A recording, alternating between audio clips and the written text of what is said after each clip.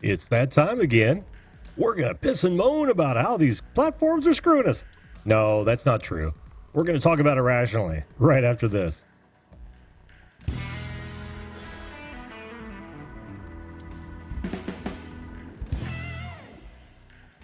Hello, everyone. Welcome once again to the Video Call-In Show. That show that invites you, yes, you, to be a live video guest on this program to talk about whatever you want to talk about. Whether it's the topic of the day, current events, or personal promotion, you name it, you got it. Now, joining is real easy. All you've got to do is point that browser to zoom.us. Click on Join a Meeting or Join. Enter in that meeting number way over there, and you will come up in my green room. I will bring you up one at a time, first come, first serve, for about the next hour to talk about this topic. By the way, my name is Jim. I am your host for the Video Call-In Show, and I welcome you all aboard tonight on this wonderful Thursday evening. If that sounds like content that is in your wheelhouse, why, by all means, give us a follow. Make sure you subscribe and ring that bell so you don't miss another episode. And if you don't mind, like this video and share it if you get a chance. So listen, folks. Let's say hello to the folks who are with us thus far.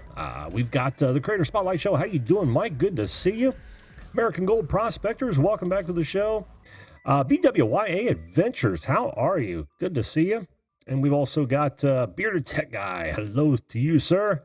Thank you for being here. Studio Geek 32, welcome to the show. We've also got Above and Beyond Drones. Jim, how are you doing? Good to see you, my friend. Good to see you. And I welcome all those folks watching either on Twitch or DLive and Facebook and haven't said anything. You guys are important too, believe me.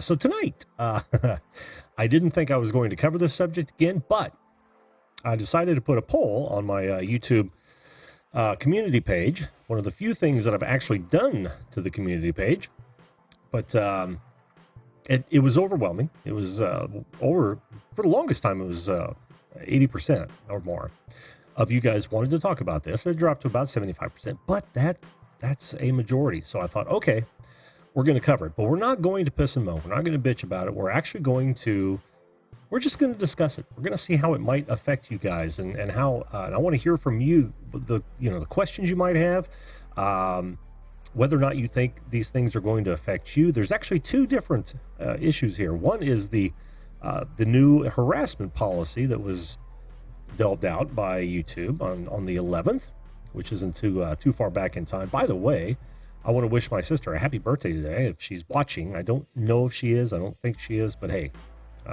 double there. But yeah, we've got the harassment policy, which just came out last week, and of course I've run into a video. It's an update from, and most of you probably have too. Most of you YouTube creators have probably run into the same video where YouTube decided to do kind of a Q&A or an FAQ on live, or not live, but in video form. And I honestly, I think they did a good job with it. I don't say that about a whole lot of YouTube things, you know that. But in this case, I think they did a pretty good job. And what we have to think about is that this is kind of a model that we're going to see across social media platforms. They did a little bit of explanation, and both of those are linked in the YouTube description, by the way, if you guys want to look at those later. Like I said, most of you have already seen the update, and we'll go to that real fast because I want to cover a couple things that have people, well, have me kind of in a lurch, if you will. My initial thought was, after reading this, and I'll get right to that one point that just blew me away. And as soon as I find it, I haven't read this for a week. But here's the thing. As they say, they say that they polled, or they talked to a lot of top creators, and this was very important to those folks. I'm like, okay, I don't know that that's the best route to go with. Hello, Toad5. Hello, Brandon B. How are you? Jesse Mendez. Good to see you. Dano's Toolbox. Welcome to the show. Good to see you as well. Catherine Cook. Thank you for being here, all of you guys. Appreciate it. Patty Broussard, how you doing? Hello, you beautiful people. And you know, a lot of people will say, going back to the harassment policy, new harassment policy, a lot of people will say that this was precipitated by the feud between Steven Crowder and Carlos Maza, the one-time Vox. I don't want to call him a reporter, because that's not really what they do. It's more of a it's more of a pundit / opinion channel, if you guys are at all familiar with Vox. And pretty soon here,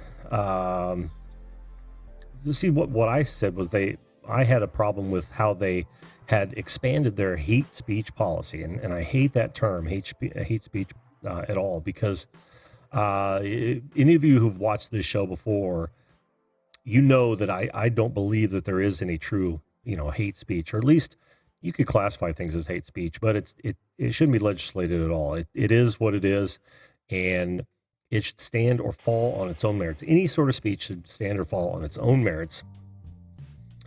And the restrictions on speech that I would put in place or leave in place are any of those that are literally honest to goodness threats and incitements to violence. You know, the entire can't yell fire in a crowded theater. Yeah, I get that, because that endangers other people, right? So that's got to have consequences to that.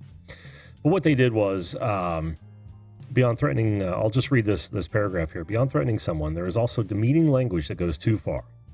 To establish a consistent criteria for what type of content is not allowed on YouTube, we're building upon the framework we use for our hate speech policy. We'll no longer allow content that maliciously insults someone based on protected attributes such as their race, gender, expression, sexual orientation. This applies to everyone from private individuals to public officials.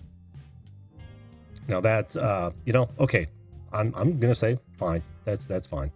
If that's what they want to do, that's fine. But the expanded, where is that damn thing? They literally expanded the definition of harassment, and that's where I was just way put off by this. Way put off. I hate when I shouldn't ever say. If I ever say way something again, smack me, will you please? Because that just bugs the hell out of me, and I hate doing it. Now, where is that damn thing? I had it just a little bit ago, but oh, okay. Yeah, so something we've heard from creators is that harassment sometimes takes the shape of pattern or repeated behavior across multiple videos or comments, even if the individual video doesn't cross our policy line. To address this, we're tightening our policies for the YouTube Partner Program to get even tougher on those who engage in harassing behavior and to ensure we reward only trusted creators. Now, keep that in the back of your mind there, because they have been moving toward trusted, here we go with the air quotes again, trusted creators for a long time now. And many people would say that they mean late night talk show hosts. No, not this guy. No, not this guy. Says channels that repeatedly brush up against our harassment policy will be suspended from YouTube Partner Program, eliminating their ability to make money on YouTube. We also remove content from their channels that they repeatedly harass someone. If this behavior continues, we will take more severe action, including issuing strikes or terminating a channel altogether. Some have said that that's all they're going to do is issue strikes, but no, they're leaving themselves open to be able to take a channel off the map altogether for what they determine is well, they will subjectively determine that once they get complaints. So that's got to be in the back of your mind. Now where is that? Have I missed it? I hate when this happens.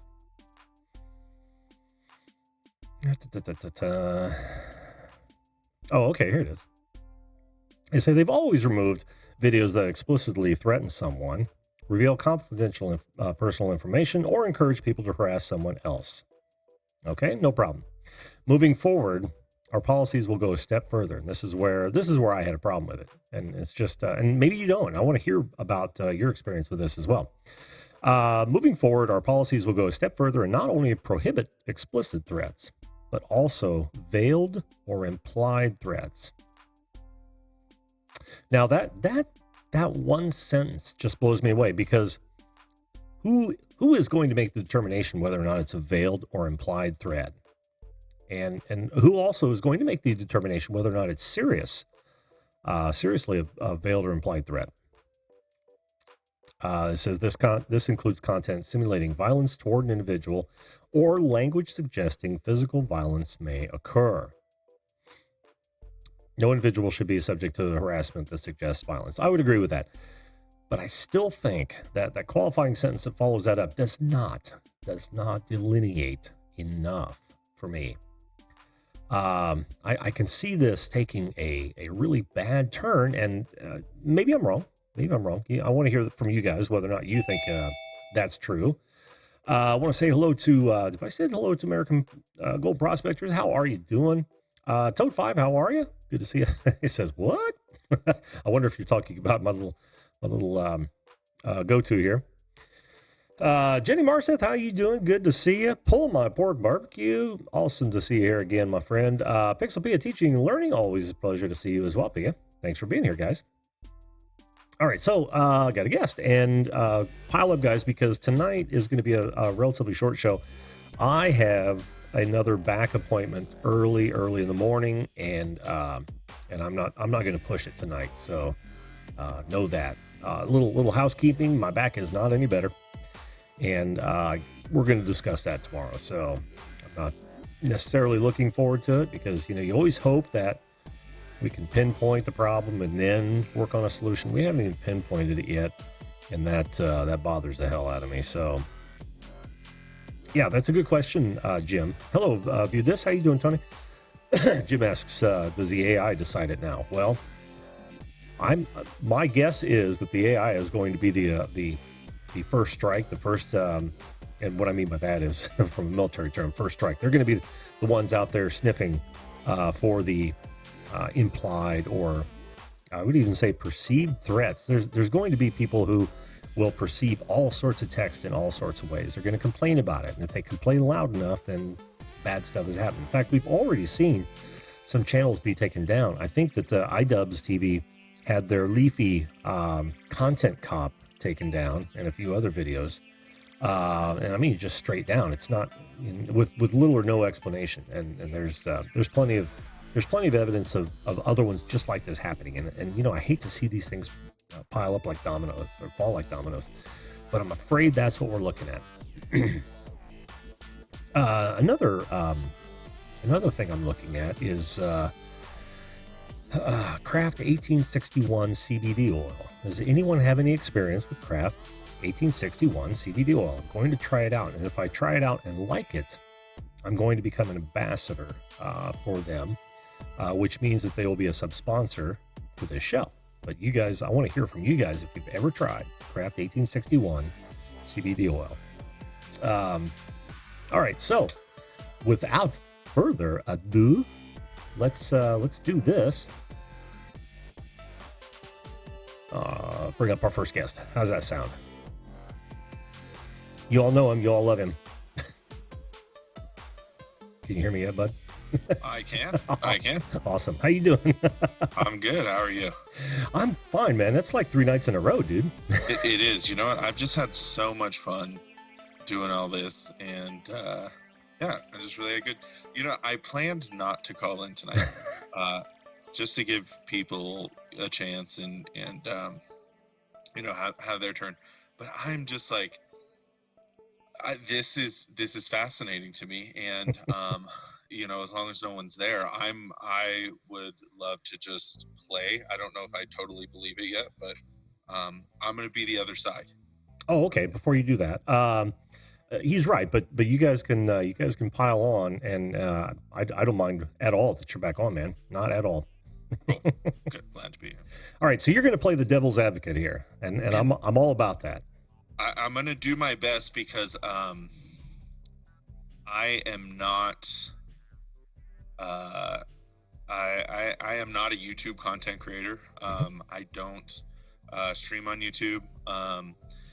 If I don't not support YouTube, I obviously have seen YouTube videos before, and every now and then, if I need to know how to do something or learn something, it's a great asset for that. But with my experience in my field of work, I truly do. If I could not support YouTube, I would, only because of the lack of moderation. Now, as far as the hate speech, the what people say, I think this is going to be the hard thing. This is what Mark Zuckerberg for so long has been saying. It's a slippery slope, right? And we look at what's going on in, some South American countries, some Asian countries, countries in the Middle East, and with their censorship of just anything. I don't think our culture, it would be very easy to get there, but it certainly wouldn't be hard to get there either. But from my perspective, I'm all about moderation because of kids. And kids they're not exposed to YouTube anymore. They live on YouTube. They live. That's true. It's this is a generational experience that is new to everyone.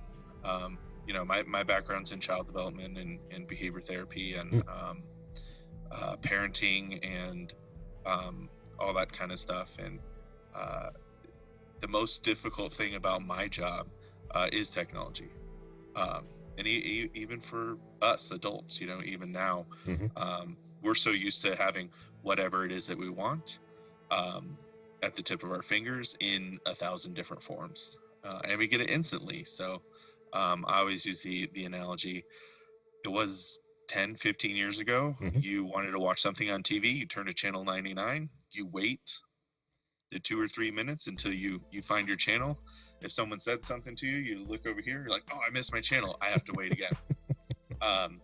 There were so many of these like natural situations that were built into our built into our lives every single day, that helped us develop and create social skills, which is things that we don't have now. And so you experience a lot of kids, a lot of young adults getting out into the real world, and they don't know how to really handle these things.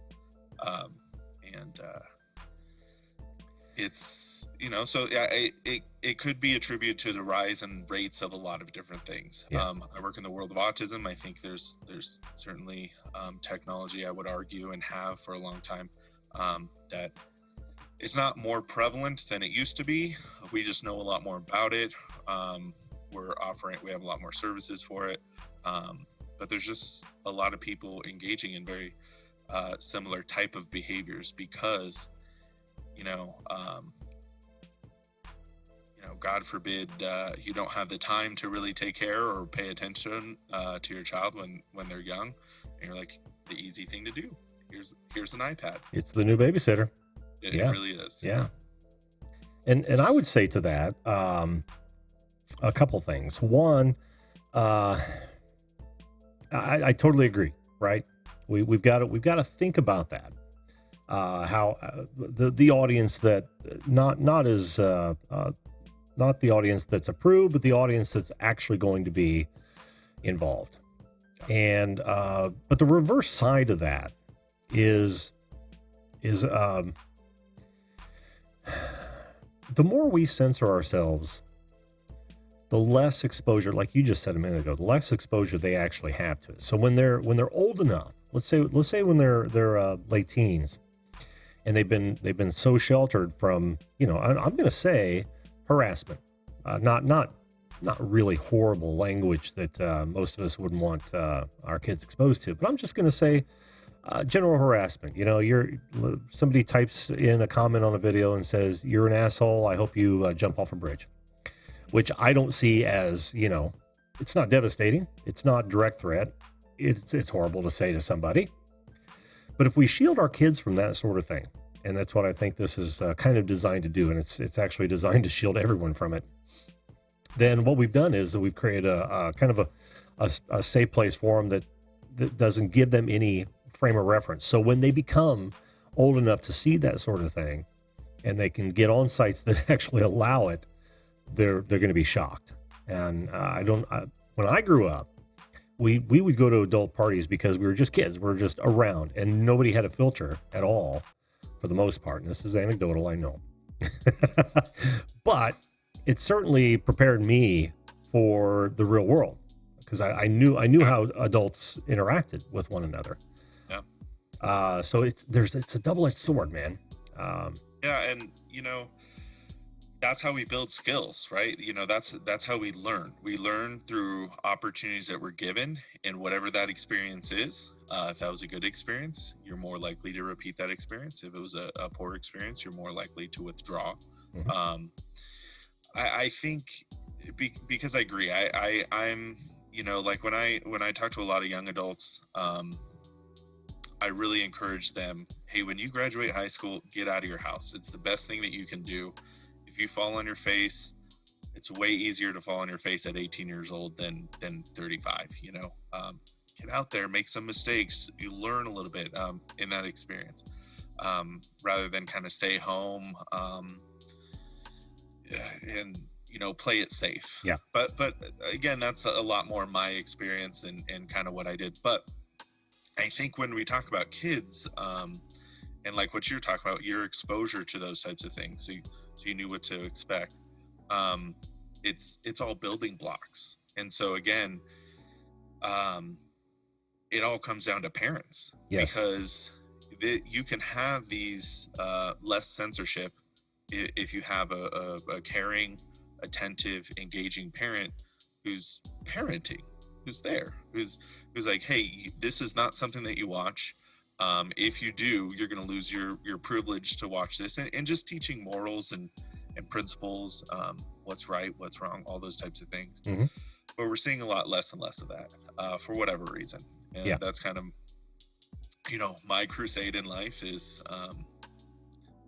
teaching as many parents as I can, just because it's the hardest job to do. And there's a lot of people that I come in contact with, like, I don't know what to do. And I say, that's okay. Don't feel bad, because there's an incredible amount of imposter syndrome in parenting. Everyone's like, oh, in front of everyone else, I got this. I have the fancy car seat and the this and that. And inside they just get home and they're crying, and their kids on the iPad. And, it's just like, so hard. It's so difficult. Yeah. So without those types of things, without that really solid foundation, it opens us up to this time where we have this debate. Do we need to censor more, or do we need to leave the censorship? I'll do that every now and then. Oh, me too. Trust me. Do we need that? And I think, it's tough. It is. I do believe that it's a slippery slope. Mm-hmm. I do think. I don't think there's no such thing as hate speech. There's certainly things that you can say that may not mean anything to you, or it could be totally innocuous. Mm-hmm. And that's the hard thing too with language now. Language changes now every other month. Seems that way, doesn't it? Thanks to YouTube, thanks to Twitch, thanks to TikTok, thanks to Instagram. Our language is changing all the time. So okay boomer 6 months ago was nothing. Now, you have a bunch of old people swinging at young people, and it's like, we look at ourselves and like, what are we doing? What are we doing? Yeah. And there's enough divisiveness, and there's enough things going on that these little things that could just be like, totally harmless. Now, I feel like everyone is just so fragile or on edge or walking on eggshells, man. Yeah, not prepared, because now we're kind of like running on 2 or 3 hours less of sleep. Yeah. And it's not that we're getting less sleep, there's so many more things going on, Mm-hmm. and there's so many things. no matter what side you fall on an issue, now it's you're not on this side of the issue or this side of the issue. You're here or you're here. Yeah. Getting farther apart, and that's a horrible thing in my estimation. Really, it really is.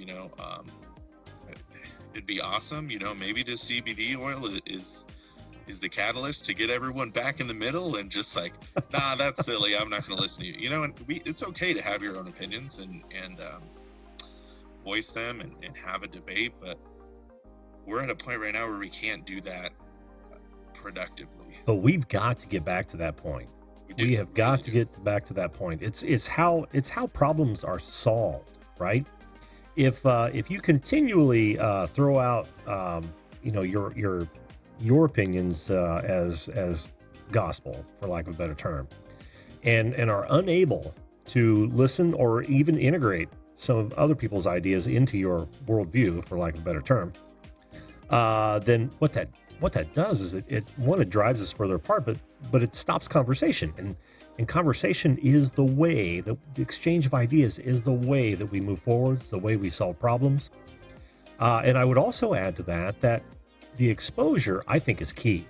I'm literally, my theory today is that we're seeing such a dramatic rise in things like peanut allergies because of the sheltered way that we treat our children now, right?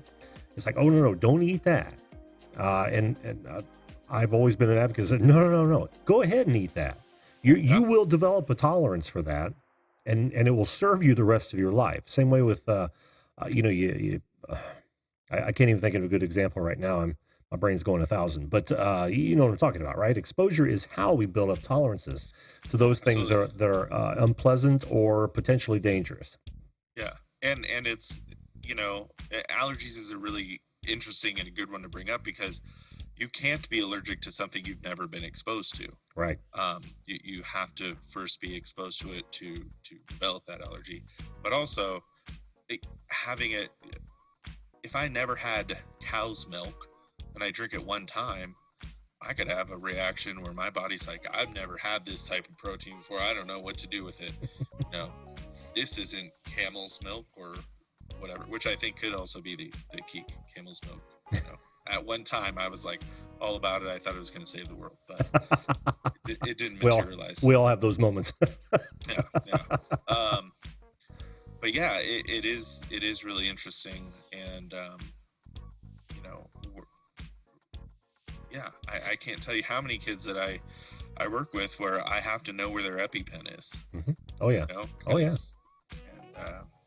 And I couldn't tell you anyone who needed any of that sort of attention when I was that young. Yeah, there's certainly, and that's the $1 million question. There's research galore about all the stuff, mm-hmm.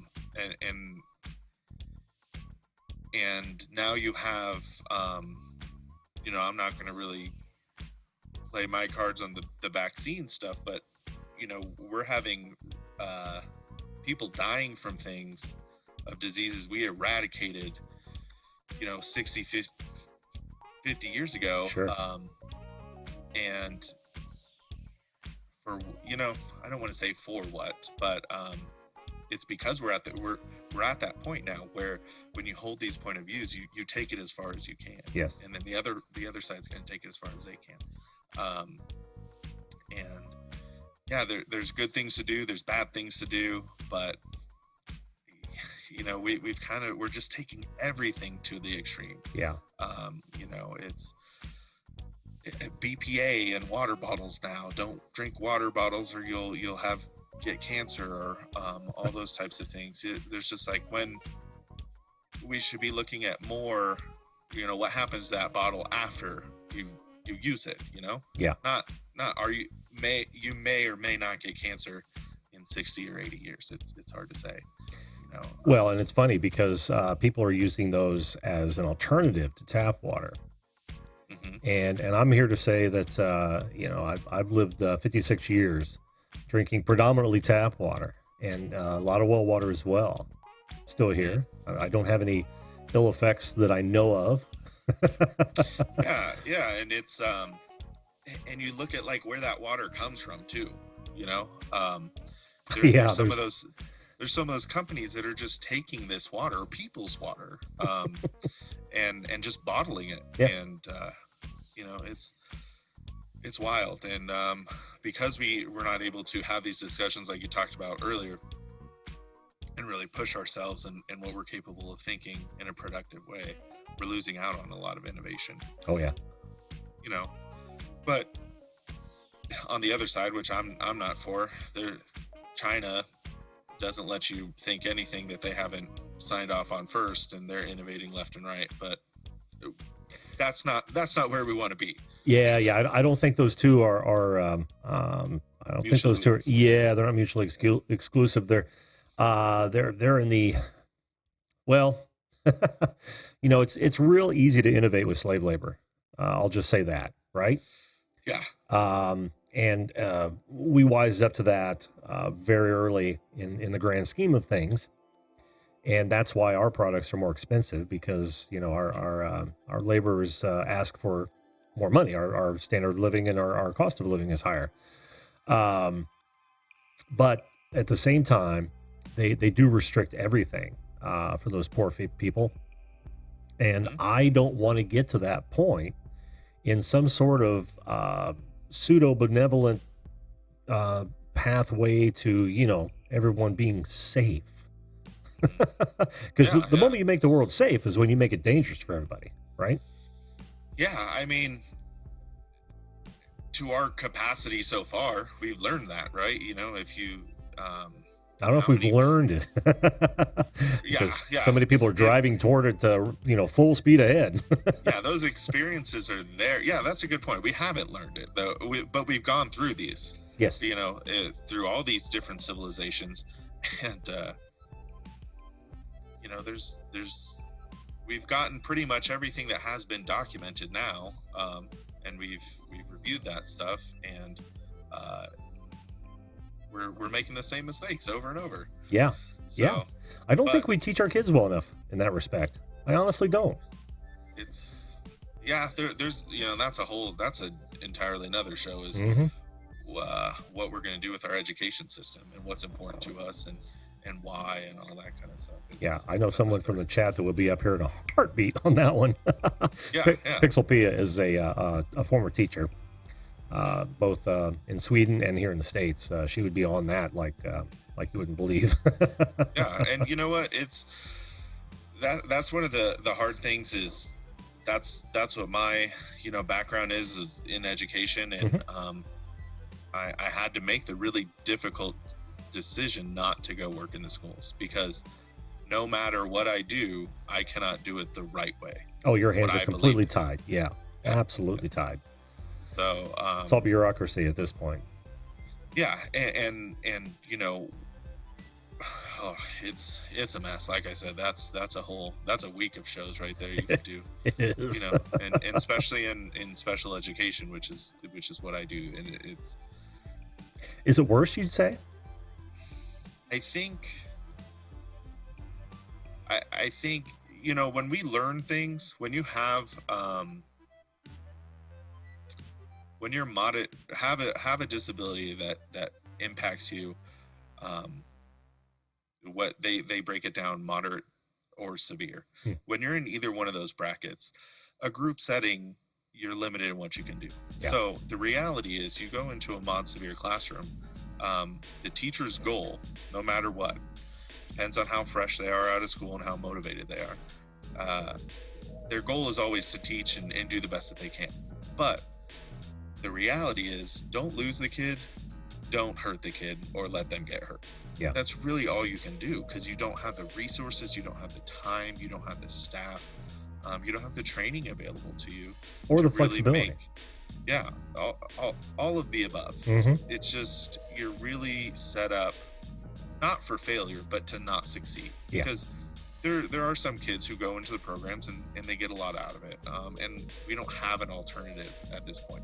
There is no alternative to special education, unless you do it yourself. But not everyone's just trying to do their best right now parenting, let alone teaching a child with special needs. So it is a lot different. And in the school districts, you get what you get. You do not get to choose who you get, which is good, because it would be really easy to be like, no, I don't want that kid, he's this or that. But if we had districts set up where, like, okay, this school is going to specialize in aggressive behaviors, this school is going to specialize in learners with autism, this is going to specialize in kids on the brink, you know, those ADHD kids that really need a lot of sensory input or output. This one's going to focus on speech disorders. If we could set things up that way, it would be great. But then it gets back to, if that was the case, you're going to have to pay the specialists enough money to do their thing and run their programs. And that's the whole other side of the coin with education. Is it's hard to make a living. Oh yeah. It really is. And make a difference, like you said, all those things that you just mentioned. I would say also, like I was alluding to, the bureaucracy ties your hands. So even when, and I'm speculating here because I'm not in special education, but I have to imagine that most of those classes that you were just talking about are usually dictated by the, I don't even know how to classify it. I want to say weakest link or lowest common denominator, or the child who has the most difficulty in that environment. Yeah, I think if you could look at who requires the most resources in that classroom. Yeah, they're usually the ones that dictate the pace, right? I mean, because there's so much time. Okay, good. So much time devoted to them. And some of the others suffer. You'll have parents where that's a whole nother thing. You know, God, like, I don't want to be in this classroom because my kid is going to learn these behaviors. And they're not wrong. Right. But, you know, and a teacher would never say this, but I always say, okay, are you ready to have that conversation with this other parent that you don't want your kid next to theirs because of the behaviors that they're, you know? And that's why it kind of goes back to what we were talking before. Be careful what you say, because you don't know what someone else is going through. You don't know what's going to come up next. It's, you think that you may, but it's sometimes you really just need to understand that everyone's kind of trying their best, and there's some parents that aren't. You know, I've worked with a lot that weren't ready to be parents. I started, you know, because I didn't go into the Navy, I decided to help Navy families, and I worked in the Navy child and youth programs. And the military, I haven't been there in a while, but they kind of incentivize creating families. Sure. And there's a lot of people who abuse that. You know, there's those people out there who are on these military dating sites looking to poach these military guys because they're like, yeah, I want to live in base housing. I want to stay home, take care of 4 or 5 kids. Right. And they just send them to the youth centers because they're free. And they just. If we learned anything, it was that from Officer and a Gentleman. Yeah. They are out there. In all different levels too. I mean, officer is a whole nother, especially a pilot, but is a whole nother level. But they are out there in droves. And I also know a lot of my buddies. I wouldn't say a lot, but a few of my buddies actually got married when they were in because of the benefits of living off post. Yes. So that's that is a thing. To kind of bring this all up, and I think I've been reading some stuff in chat where they talked about. I'm so far behind. I need to say hello to these folks. Let me take a quick moment, Tope, before you get into that. No problem. Crap, my dad makes me watch. How you doing, Adam? Good to see you. Stillwater Nation, good to see you as well. Was blind. Telling everybody to hit that like button. Fantastic. Thank you for that. Susan Hamilton was lurking and came out of the shadows. Oh, look, Pixelpia said, darn, what did I miss on special ed? Now I need to rewatch the rerun. No problem, Pia. We'll actually do this as a separate subject here soon. Hello, Ghana. How are you? And we've got Cake__1 from Twitch. How are you, Cake? Good to see you. Thanks for being here. Okay, so you were saying. So one thing, I haven't got into this yet, but there are some alternatives out there to everything. You know, I always use Google Plus as an example. Google Plus was a far superior kind of social network, and addressed all the problems people were having with Facebook at the time, especially, you know, putting content out there and choosing who gets to see it. You know, so your grandma's not like, oh, you're drunk again, you know, over the weekend, shaking your booty. And it's where I found out my boy, I saw my boy with his first beer in his hand away from me. Exactly. And you know, you didn't have that problem, you know, when you were that age. No, I was having drinking contests with my father at 14. There you go. Yeah, so he was. it was a different time, and I know that sounds white trash, but you know, we were solid middle class. We were doing just fine, but it was a different time. It really was a completely different time.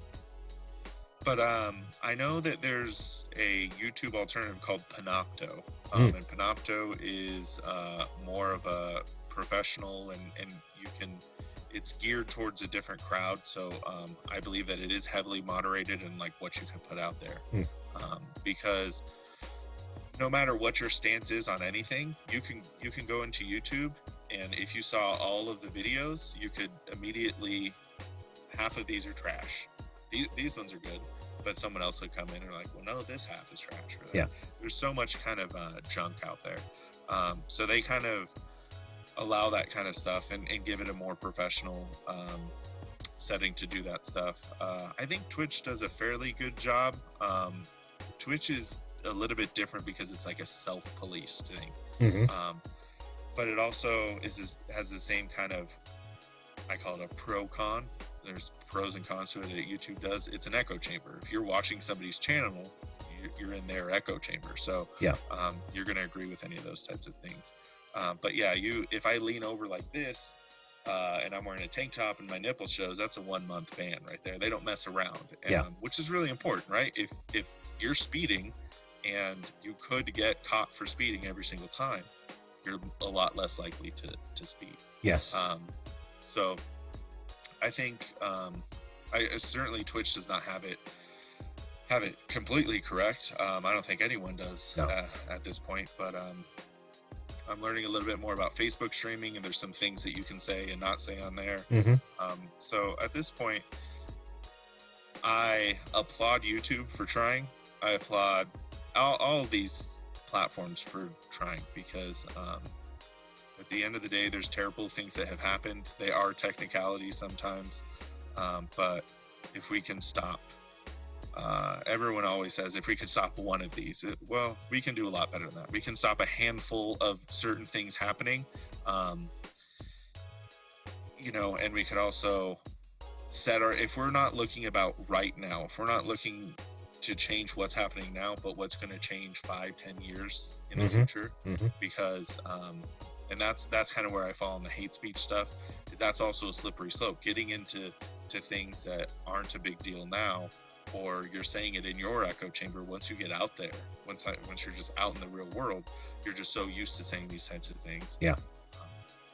Yeah, and I would say the litmus test has to be more than just one, like you were saying, right? If it just stops one, it's got to be higher than that.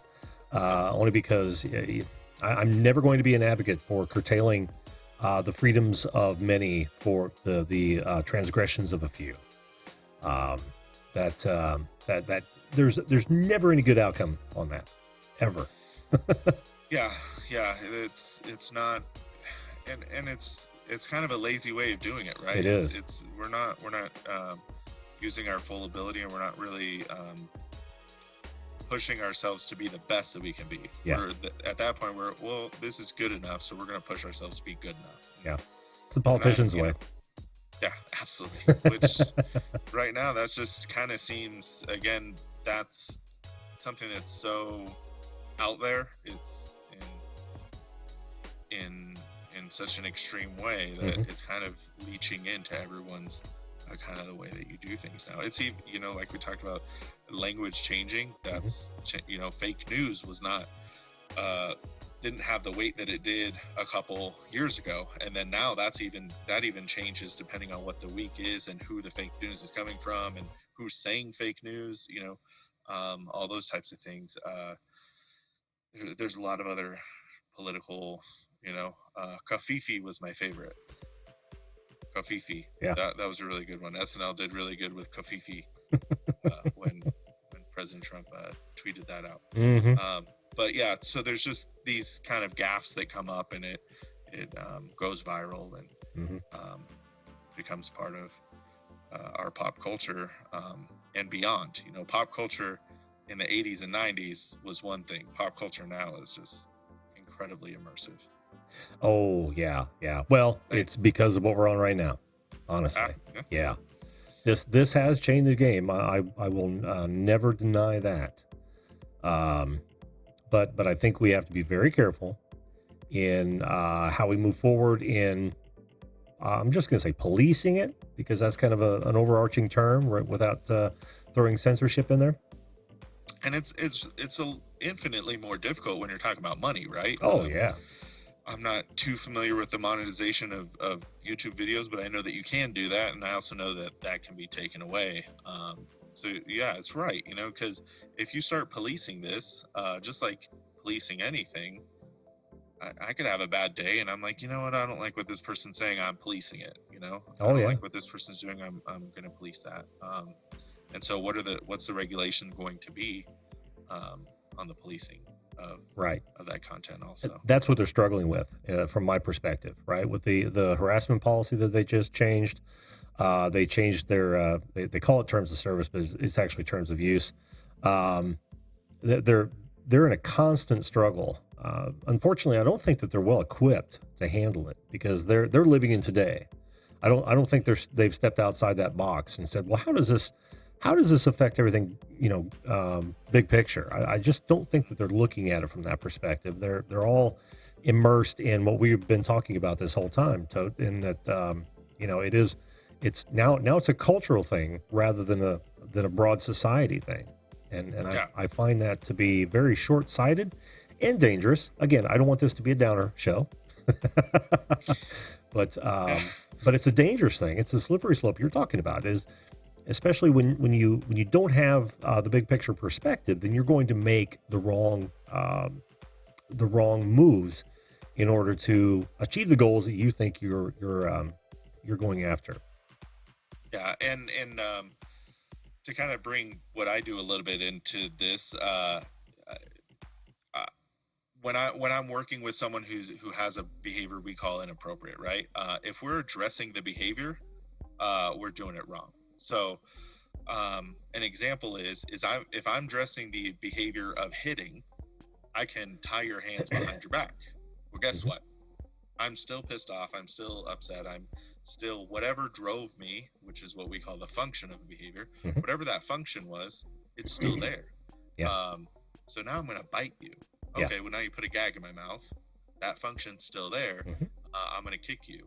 But if we can change and address the function is I am frustrated because I cannot communicate with you how I feel or what I want or those types of things. If I could teach you how to communicate or give you a device to communicate with appropriately, now I'm meeting the function of the behavior. You don't need to choose any of those other high effort, more difficult behaviors. You don't need to do it, because it's just easier to use your communication device or the new communication skills you've developed, all those types of things. And right now, the way that we're addressing some of this stuff on social media, we're addressing the behavior, not the function of the behavior. Yeah, we used to call that addressing the symptom and ignoring the disease. Exactly. Right? Yeah. Exactly. Same thing, different route. And yeah, that's becoming all too prevalent in our society, or culture, I might even say. Which is something, goes back to what I was saying before, is something we've got to put the brakes on and look at it from a big picture. You got to find out what the disease actually is. You and I were just talking about families last night. Same thing applies here. It all starts, we were talking about tonight too. It literally should be taken care of in the family unit. And unfortunately, the politicians are doing everything they can to break that up for whatever reason. I'm sure they all have different reasons for it, but we've got to get back to that. We have absolutely got to get back to that. I read a stat not too long ago, and I know stats are like assholes unless you've got them backed up. But in the just before the civil rights movement, black families, there were, I think there was only about 30% maybe that kids that were born out of wedlock, and their median income was rocketing, and things were looking really good. And then, of course, welfare happened, and the incentive to have, or the incentive was you would get more money for more children out of wedlock. And then it became a whole lot more. In fact, I think now it's up to like 65% born out of wedlock. And again, this all goes back to government. If you watch the show at all, or go back and watch some of the other ones, you'll find I am no fan and over the overreaching government. But those sort of incentives have really crippled us as a society, and I think we've got to do something to fix that. Yeah, there's I was just talking with someone at work the other day, and that's the thing about those stats too. There's a group of people that fall into those stats that are the symptom, right, and do really need that help and could benefit from that. But are they the ones like that permanent product at the end, or is that what's shining through there? Because in San Diego, we have a huge homeless population, and I always tell people, why would I, if I have very few skills, or if I had a really difficult, all those building blocks weren't there for me when I was younger, or a young adult, or something happened, why would I work 2.5 jobs to barely still not have enough just to pay rent? When I could go hang out with my friends in San Diego, where it's beautiful every day. The church is going to bring me food. The church is going to give me a new tent, and I could just hang out. Like, it's like camping. And I don't have to do anything. I have to do nothing. So some people do that. Jim makes note of San Diego's benefits. Not everywhere can say that, but and True. Other regions know that. Albuquerque buses people to San Diego all the time. There's places in the western part of the United States that you just can't live being homeless, and they'll bus them down to these parts of California. And it's just California. If all your ducks are in a row, it's a really hard place to be. It's not the California 1920s where you're gonna find gold and it's a very hard place to live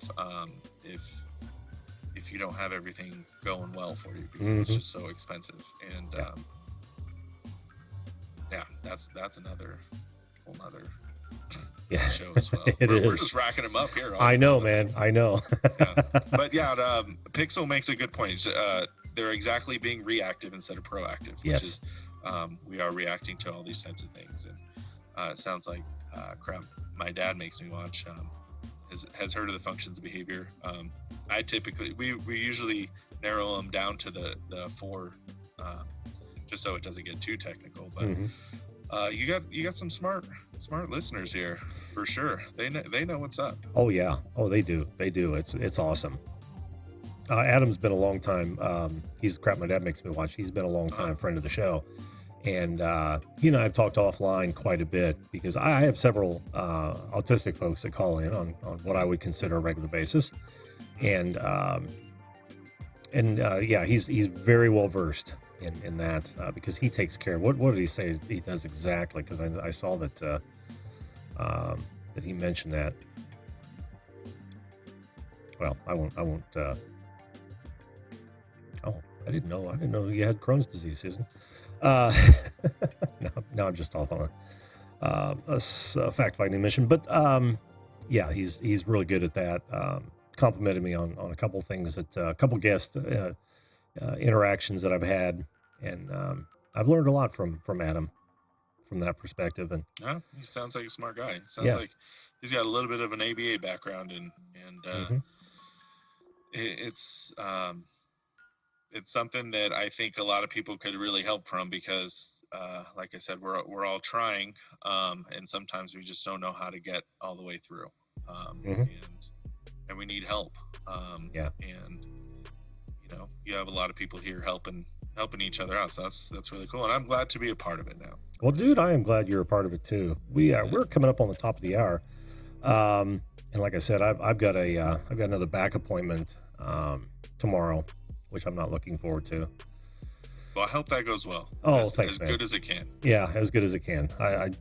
Backs are pretty important. Yeah. I have 2 of them. I've had problems with mine for, I don't know, 20, 30 years now. Yeah. So it's a constant battle. I've just been putting up with it. And it was just this year that I decided to try to find, actually went out without getting into a long story. Went out for the first time and left me pretty much an invalid for a couple days. Ouch. And I thought, okay, it's time to have this thing checked out. And they've been injecting. Is that why you're doing the CBD oil? Yeah, it was one of the reasons that I thought I might go with the CBD oil, because you know how it is when you experience pain, especially in like the lower back, your muscles tend to tense up to prevent you from causing any further damage. And I figured that the CBD oil would help relax. I've heard a lot about it, and my wife, I don't use any drugs or have ever tried, and I'm getting in with law enforcement at the moment, so you can't. Oil, yeah, that's off limits for me. But she takes it to help her go to sleep. Does it work? And she says it works great.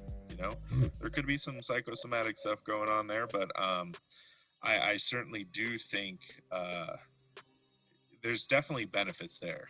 And I wish that we could have someone. I don't think the FDA is that someone.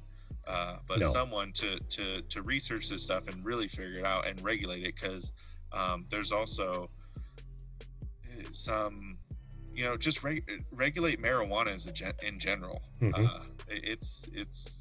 I've known people who it's done great things for, and it's very rarely, people aren't going out and doing crazy stuff while they're high. Yeah. Literally doing nothing. So kind of begs it. Yeah, we kind of pegged it this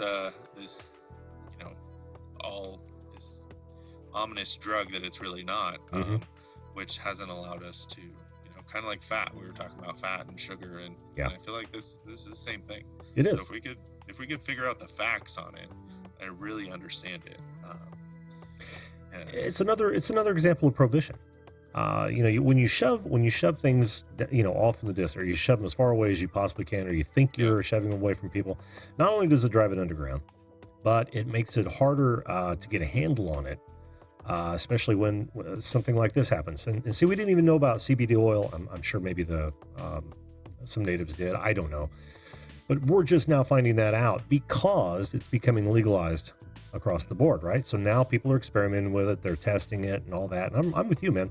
We need an independent lab to be if that was opposite. I know. Because alcohol is incredibly dangerous, and it's readily available, and it's very easy to get. Yep. There's no benefit. There's personal benefits, right? I could social lubricant, man. Yeah, I can sing really well when I'm drunk, but when you're talking about just like overall well-being, I've done some really stupid stuff drunk. Oh yeah. I would never not, and I imagine if I was high, I probably wouldn't be motivated to do any of those things. So I wonder where we would be if 100 years ago it was flip-flopped. Oh, yeah, it'd be amazing. Well, because alcohol is alcohol, right? About the only other use you would have is it as a cleaning agent of sorts, because there's a lot of alcohol and that's interesting to ponder.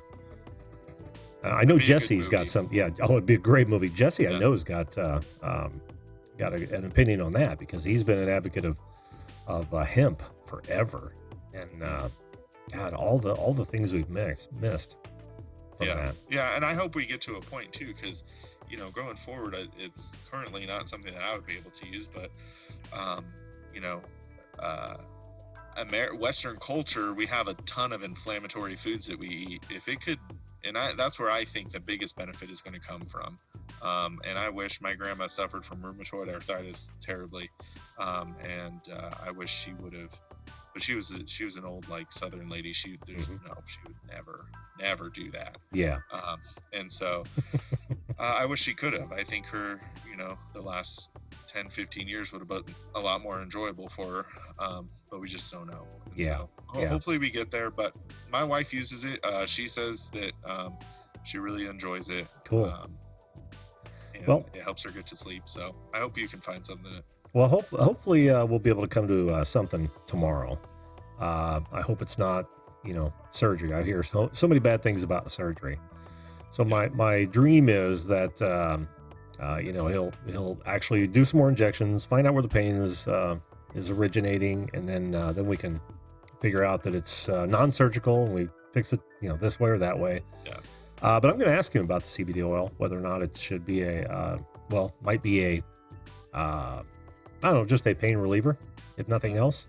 I would be happy about that, because it's not like I'm immobile. I can actually put off the pain for a damn long time. Yeah. But when I'm done, I'm done. You know what I mean? You're very done. Yeah. Yeah, I'm very done. Yeah. Well, my thoughts are with you. Oh, one more thing before you go, man. Mm-hmm. Was anybody close on your name last night? What were our guesses?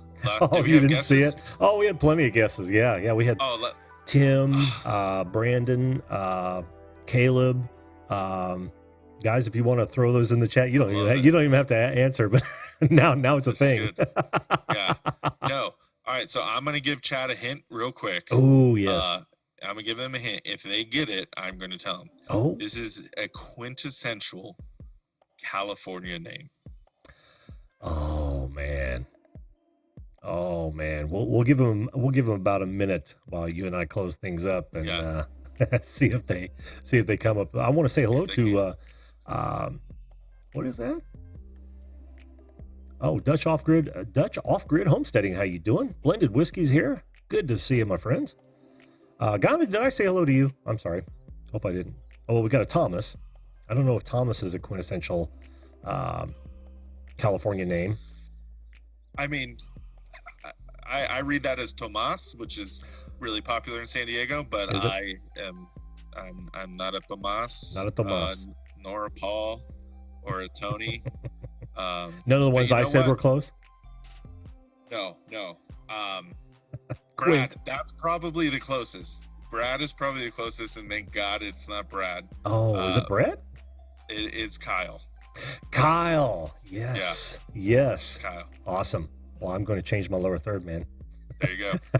You guys earned it. You earned it.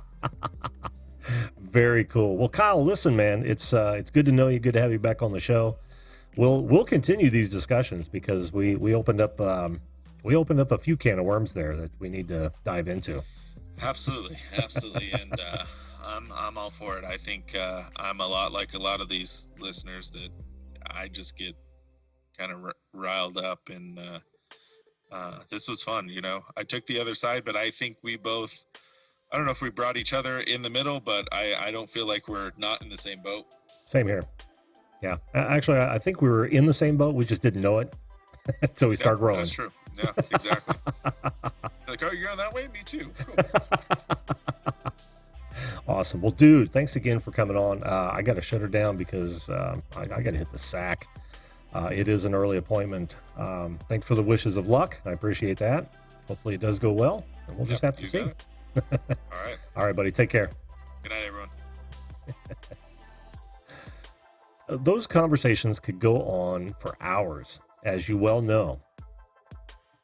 And I'm no stranger to that because it's happened several times on this show.